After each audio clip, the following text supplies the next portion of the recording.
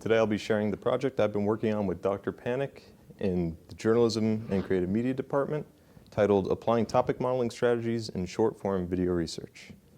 So before we begin, I'd like to give some background and explanation of the motivation behind this project. So this is my third semester working with Dr. Panek, and initially we were working on a project where we aimed to see how consuming partisan political content increased animosity between those of differing political parties. And the way we approached this was by gathering the most recent 10 YouTube videos, TikTok videos, podcasts, and television shows that these people consumed, and going in and manually encoding them ourselves. So that looked like something like going in and saying, okay, this was a sports video, this was gaming, this was news, and then also assigning a left-leaning or right-leaning or center tag to it. And obviously this did not make much sense when you're working at a scale of 1,000 videos, because you'd have to go in and manually watch the videos, which range from a minute to an hour, and cross-compare between each other, and it was not efficient for our goals.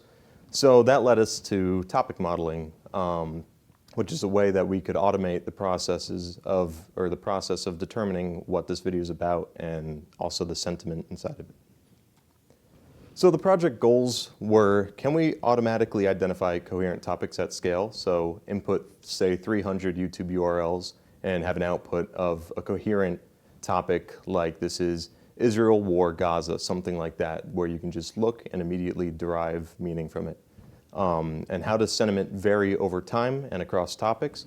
So being able to see this had a positive sentiment for this topic, this video also had a positive sentiment, and then going in and seeing each chunk inside that video to see, okay, so they were talking about this topic here at the start of the video with a negative sentiment, but later on they were talking about it with a positive sentiment. So maybe this video isn't one leaning in one direction, it's actually both.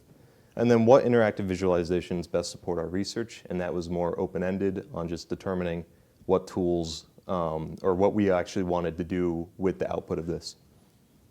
So the methodology followed a pretty simple pipeline, starting with data ingestion, followed by text processing, chunking, and then the actual topic modeling, followed by the sentiment analysis. So now I'll walk through the data ingestion, which was the most simple. It used the YouTube Transcripts API, which just takes the URLs and pulls YouTube's provided transcript. And in cases where there wasn't, we had a backup where it got the auto-generated captions and used that. And for this project, I used a sample size of 164 YouTube videos, which chunked into 6,831 smaller text chunks. And there I've added just a little example of what the interface looks like. And then for the text processing and chunking, it split the videos into 1,000 character segments with 100 character overlap, and then it would determine, say these two things had an overlap, we can turn that into one chunk based on that. And then for the topic modeling, I used the sentence BERT embeddings with the all MPNet-based V2 model. And I chose this model particularly because it exceeds in kind of sporadic, small-scale text content. So other models were better trained for something longer, like a research paper. This was better at something like a YouTube video where somebody's going to be talking about something and then it's quickly going to shift, and not much is going to make sense in the grand scheme, but you're going to be able to extract meaning from the smaller segments. And then it followed into the UMAP, which reduced the dimensionality from 5 times to 2 times. That way you can draw better meaning between chunks. So it made the actual embeddings closer together and made the topics more meaningful. And then the HDB scan actually clustered those together afterwards. And doing this, it created 292 distinct topics that we were able to identify. And then for some sentiment analysis, I used a pre-trained model, Roberta, for polarity and emotion categories. And that ranges from a scale from -1 to +1, -1 meaning a confident negative sentiment, and then +1 meaning confidently positive. And then we also aggregated by both video level and topic level insights. So we wanted to see, is this entire video positive? What was the average sentiment in a video? And then what was the average sentiment for a topic? And then this is an example of a use case in one of the videos that was inside of our sample. And you can see here a visualization of the topic distribution. So it was War, Star Wars, Marvel, Star, series show, original. So you know this is talking about something like a TV or movie, and then Trump, Republican, Democrat, Johnson, you know there's political in that. And if you look at the title, it was too political, test audience hated cat, yeah. You understand that just from a glance what this video might be about. And then you're able to go in and actually preview it as well. This kind of shows how each topic was derived. So it shows the most relevant topic words, and then it takes the top 4 and basically just creates the topic out of that. This was one of the visuals I created. It is an intertopic distance map. So each topic, if it's related to another one, they're going to be really close. I highlighted topic 1, Iran, Israel, Iranian missiles. Right below that in that smaller circle was Jerusalem, war, Gaza. And those are obviously very close together, so that's how you can kind of see the relation between different topics. And if you were to click into that, it also would pull up the videos inside so you could go and see for yourself. This is a hierarchical map, so the closer and the shorter the branch between them, the 2 topics, is the more tightly knit they are together, so it's a similar visualization. And for the performance of this model, the coherence score came out at 0.68, and the normalized point-wise mutual information was 0.42. So that coherence score means that the model determined that the topics it produced were close to human language and interpretable, and the MPMI means that the 2 words together in a topic are closely related. So in a case where you had like too little of an MPMI, you would have 2 really drastic things in your topic that might not have been as related. So making that a bit higher definitely helps narrow down the topics, and that's kind of how we calculate how many topics we really want. And compared to latent direct allocation, it performed 23% better. So that's why we went with the BERT model.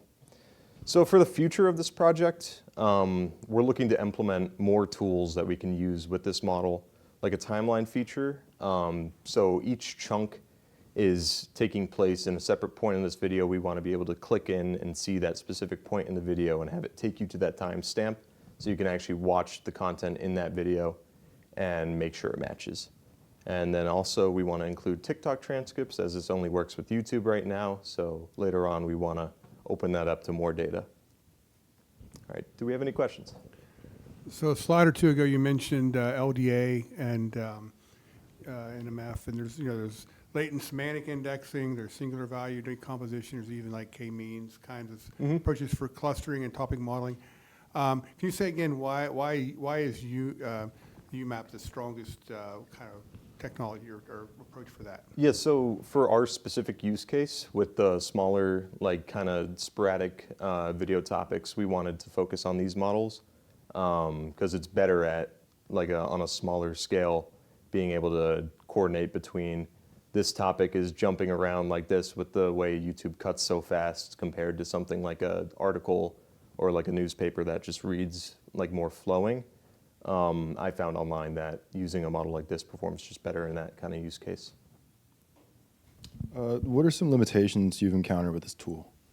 Yeah, so one of the main limitations with topic modeling when it comes to video analysis like this is in our sample, a lot of videos, especially like some of the shorter ones, it'll be like from a news channel and it'll just be a headline and some like background footage of like a crime scene or something.